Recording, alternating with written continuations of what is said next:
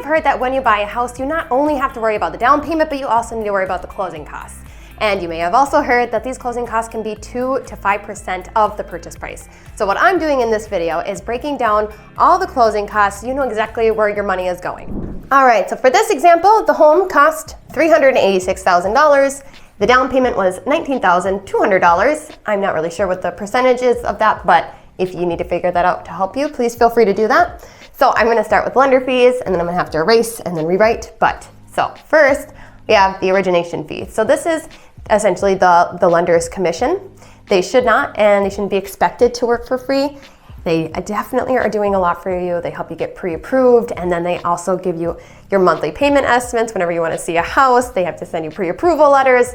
Then they call the listing agent, and then they have to help work with underwriting to get everything processed. And then if something comes up, then they have to problem solve to make sure that your loan closes so you can get the house that you want. So this can be negotiable, but normally it's about 0.5 to 1% of the loan amount.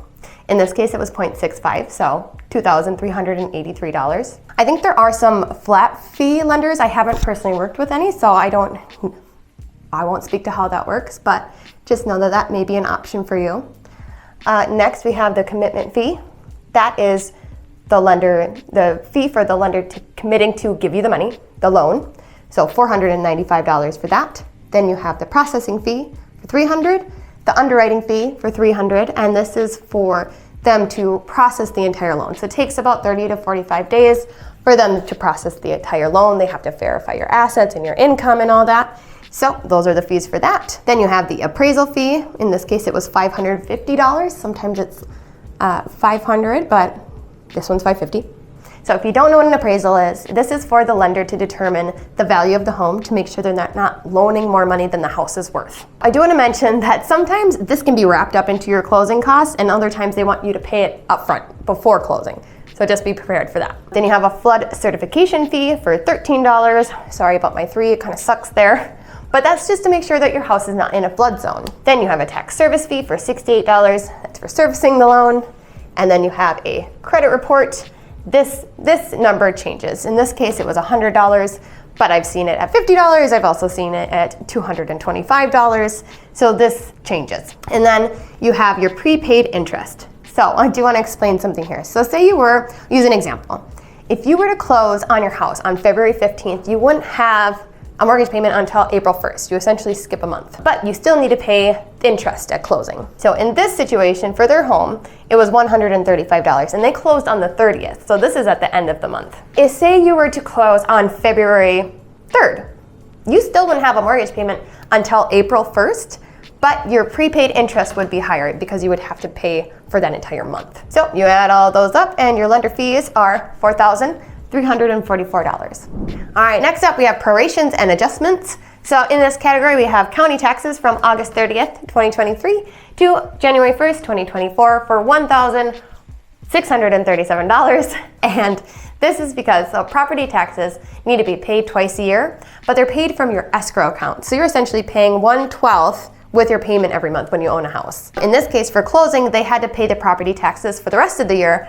That ended up being that amount. All right, next up we have impounds, and this is what the lender needs to do in order to open up the escrow account for you, but they need to collect a certain amount of homeowners insurance and property taxes in order to do this. So in this scenario, they collected 3 months. I don't know why I put this lowercase and everything else uppercase, whatever.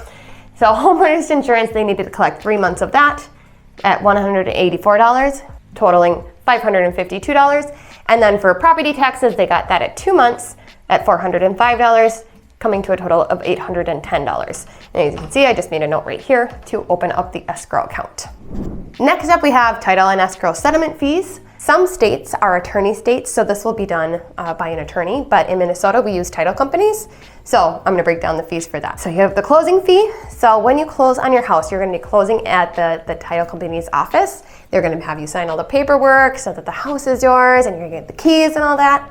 $310. All right, for search fees, so this is of course before you buy the house or before you close on the house. Search fees, they're going to search for clear title, meaning they're gonna make sure that there are no liens on the property. that contractors didn't do work on the house and then didn't get paid and then put a lien on the property, or that property taxes weren't paid and then the county put a lien on the property. I'm gonna make sure none of that happens. That search, $195. Then I'm gonna skip down to examination fees. So this is for the title company to examine and review all these documents to make sure that there's not going to be any liens on the property and that you're just getting a clear title. Back up to this one. So the lender's title insurance, this is a requirement. You can't get out of this. In this situation, it was $954.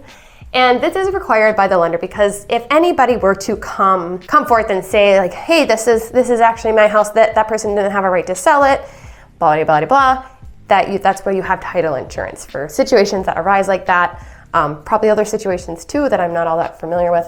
Haven't happened to me yet, thankfully, but lender requires that because they're giving you a loan for that big chunk of money. And then you have the owner's title insurance, which you don't have to get, but you definitely want to get. Don't try to save yourself a couple $100 or even if it's like $800 because you want to be able to protect yourself.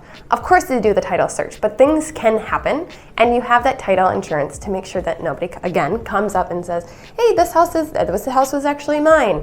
Title insurance, there to protect one of the biggest assets you're gonna buy in your life. All right, and we're almost done.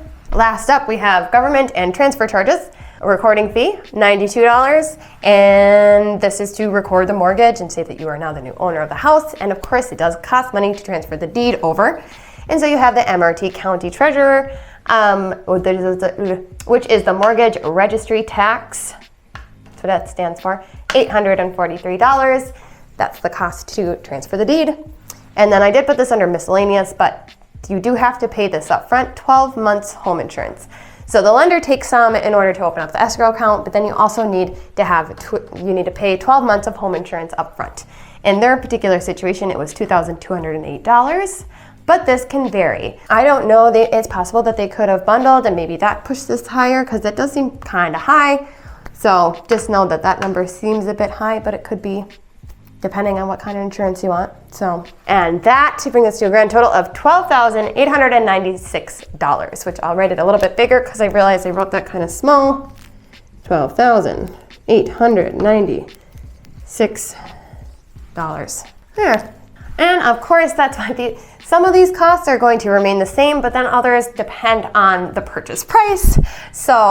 And of course, the home insurance and the property taxes and what time of year you buy. So they fluctuate a little bit. But at least now I hope you have a better idea of what you can expect to pay for closing costs and what you are paying for.